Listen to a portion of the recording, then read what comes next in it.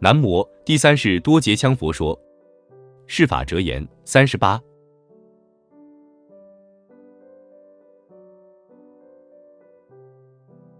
信正乃万法成功之基，世人生成之道，具信方能实之于业，具信之行，终得其成，其成之就，生机于内也。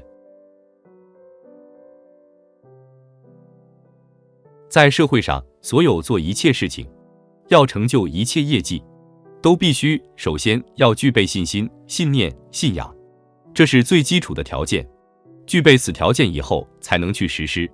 所以，具信是成就一切事业的基础。同时，具信要信正，如果信心不正，听信旁言，最后也得失败。信正就是要断理准确，确定自己崇信的是否属于真理，并且鉴于这种道理而具备信心去争取获得。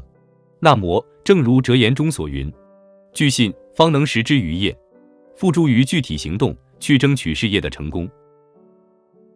具信的行为按照选定的目标前进，遇到任何困难也不退步，最后终能取得信正之中的目的。所以一切事业的成就都是在于要具信心，如果没有信心，就根本谈不上要去做事业。因此具信是基础，所以其成就才会生基于信正之内。感谢您的收看，欢迎订阅、按赞、留言及分享我们的频道哦。